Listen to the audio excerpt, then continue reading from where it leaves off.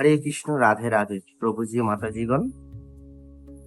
আমরা সবাই জানি যে মহাভারতের যুদ্ধ আজ থেকে হাজার হাজার বছর আগে কুরুক্ষেত্রে শেষ হয়ে গিয়েছিল। কিন্তু আপনি কি জানেন, সেই যুদ্ধের সময় দেওয়া 5টি ভয়ানক অভিশাপ আজও শেষ হয়নি? হ্যাঁ বন্ধুরা, সেই অভিশাপগুলো ফল আজও সালের পর সাল, বছরের পর বছর আপনাকে, আমাকে এবং আমাদের এই পুরো সমাজকে প্রতিদিন ভোগ করতে হচ্ছে। কেন কলিযুগের মানুষ এত লোভী? কেন আজ নারীরা কোনো গোপন কথা লুকিয়ে রাখতে পারেন না? আর কেনই বা অশ্বত্থামা আজও আমাদের এই পৃথিবীতেই বেঁচে আছেন এবং ছটফট করছেন? আজ মহাভারতের পাতা থেকে এমন 5টি অভিশাপের গল্প আপনাদের শোনাবো, যা শুনলে আপনার গায়ের পশম খাড়া হয়ে যাবে। বিশেষ করে 4 নম্বর অভিশাপটি সরাসরি আমাদের আজকের যুগের ধনসম্পদ আর দরিদ্রের সাথে যুক্ত।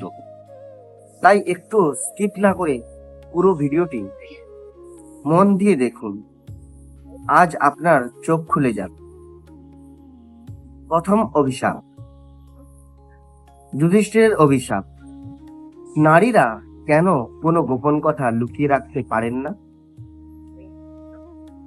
বন্ধুরা, মহাভারতের যুদ্ধ শেষ হওয়ার পর যখন কুন্তী অর্জুন ও যুধিষ্ঠিরকে এসে জানালেন যে যাকে তোমরা সারা জীবন সুতপুত্র বা পরম শত্রু বলে মনে করে এলে, সেই কর্ণ আসলে তোমাদেরই জ্যেষ্ঠ ভ্রাতা ছিলেন, তখন যুধিষ্ঠির কান্নায় ভেঙে পড়েন। নিজের বড় ভাইকে নিজের হাতে হত্যা করার গ্লানি তিনি সহ্য করতে পারছিলেন না। ক্ষোভে, দুঃখে এবং রাগে যুধিষ্ঠির তখন পুরো নারী জাতিকে একটি ভয়ানক অভিশাপ দেন। তিনি বলেন, আজ থেকে পৃথিবীর কোনো নারী কোনো গোপন কথা নিজের মনে লুকিয়ে রাখতে পারবেন না। কলিযুগের সাথে মেলানো আজকের কলিযুগের দিকে তাকিয়ে দেখুন ভাই। আমরা রসিকতা করে অনেক সময় বলি যে মেয়েদের পেটে কথা হজম হয় না, কিন্তু এই রহস্যের গোড়া লুকিয়ে আছে মহাভারতের সেই যুদ্ধে, যুধিষ্ঠিরের দেওয়া সেই অভিশাপে।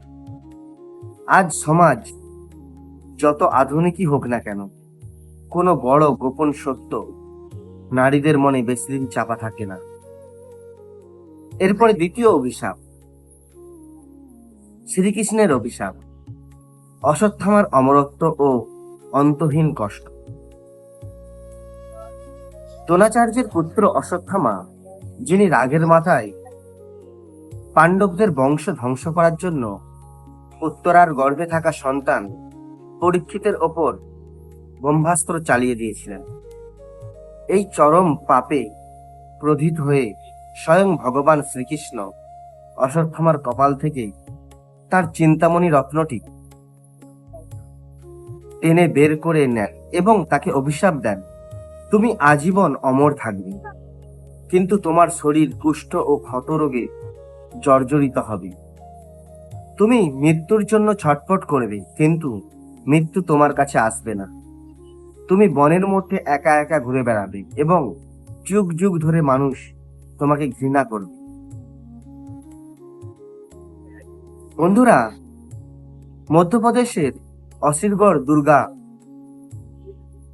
বা নর্মদা নদীর তীরে আজও নাকি অনেক মানুষ দাবি করেন যে তারা এক বিশাল চেহারার ক্ষতবিক্ষত মানুষকে ঘুরতে দেখেছেন, যিনি কপালে ক্ষত নিয়ে ক্ষতস্থান সরানোর জন্য তেল খোঁজেন। কলিযুগে অশ্বত্থামার এই বেঁচে থাকার ভগবানের সেই শব্দের জীবন্ত প্রমাণ।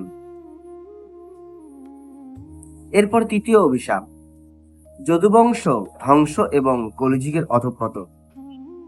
মহাভারতের যুদ্ধ শেষ যখন গান্ধারী কুরুক্ষেত্রে তার 100 পুত্রের মৃতদেহ দেখলেন, তখন শোকে পাগল হয়ে তিনি শ্রীকৃষ্ণকে দায়ী করেন।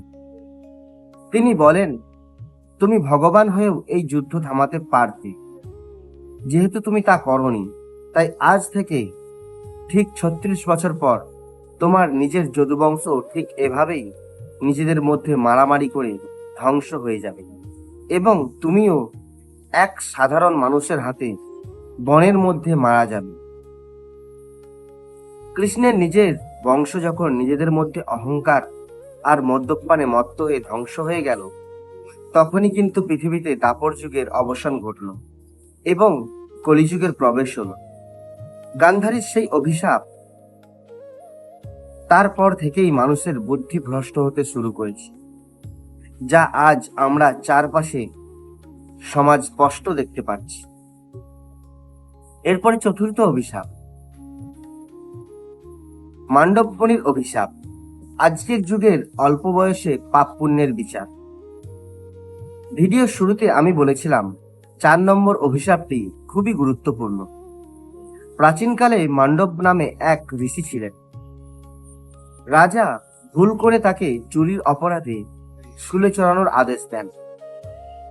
ঋষি তার তপস্যার জোরে বেঁচে যান এবং যমরাজের কাছে গিয়ে প্রশ্ন করেন, আমি তো কোনো পাপ করিনি, তবে আমাকে এই শাস্তি কেন দিলি? যমরাজ বলেন, আপনি যখন 12 বছর বয়স ছিলেন তখন একটা ফড়িংয়ের পেছনে কাঠি ফুটিয়ে দিয়েছিলেন, এটা তারই শাস্তি। ঋষি রেগে গিয়ে বললেন, 12 বছর বয়সে একটা শিশুর ভালো মন্দের জ্ঞান থাকে না, তুমি ছোট ভুলের জন্য এত বড় শাস্তি দিলে? আমি তোমাকে অভিশাপ দিচ্ছি, তোমাকে কলিযুগে মানুষ হয়ে জন্মাতে হবে এবং আজ থেকে 14 বছরের কম বয়সী শিশুদের কোনো ভুলকে পাপ বলে গণ্য করা হবে না। এই যমরাজই পরে বিদুর হয়ে জন্ম নেন, আর এই অভিশাপের কারণেই আজও আমাদের আইনে এবং শাস্ত্রে শিশুদের করা ভুলকে অপরাধ বা পাপ বলা হয় না। কিন্তু 14 বছর পর হতেই মানুষ যেভাবে পাপের সাগরে ডুবছে, সেটাও যমরাজের কলিযুগের রূপেরই প্রভাব। এরপরে আসি পঞ্চম অভিশাপ, শৃঙ্গি ঋষির অভিশাপ। কলিযুগের রাজা বা শাসকদের পতন। পাণ্ডবদের পর রাজা পরীক্ষিত যখন সিংহাসনে বসেন, একদিন তিনি মৃগয়া করতে গিয়ে তৃষ্ণার্ত হয়ে শমিক ঋষির আশ্রমে যান। ঋষি তখন ধ্যানে মগ্ন ছিলেন। রাজা অহংকারে অন্ধ হয়ে একটি মরা সাপ ঋষির গলায় জড়িয়ে দেন। ঋষির পুত্র শৃঙ্গি এটা দেখে রেগে গিয়ে পরীক্ষিতকে অভিশাপ দেন, আজ থেকে ঠিক 7ম দিনে তক্ষক নাগের দংশনে তোমার মৃত্যু হবে।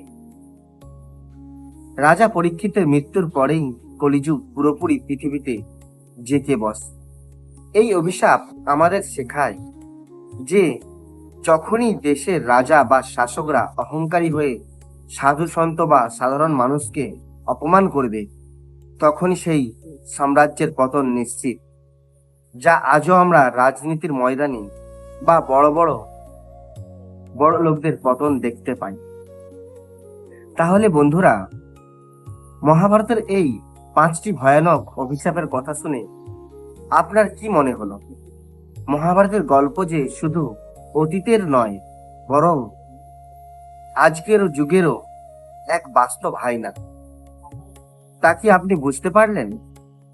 এই 5টি অভিশাপের মধ্যে কোন ঘটনাটি আপনাকে সবচেয়ে বেশি অবাক করেছে, তা নিচে কমেন্ট করে অবশ্যই আমাকে জানান। আপনাদের এক একটি কমেন্ট আমার মতো একজন ছোট ক্রিয়েটরকে আরো ভালো কাজ করার শক্তি দেয়। ভিডিওটি ভালো লাগলে মন থেকে একটি লাইক করুন, বন্ধুদের সাথে শেয়ার করুন, আর আমাদের সনাতনী সংস্কৃতি ও ইতিহাসের এমন গভীর রহস্য জানতে চ্যানেলটি এখনই সাবস্ক্রাইব করে পাশে থাকুন। বন্ধুরা, সবাই ভালো থাকবেন, নিজের বাবা মায়ের খেয়াল রাখবেন। রাধে রাধে, ধন্যবাদ।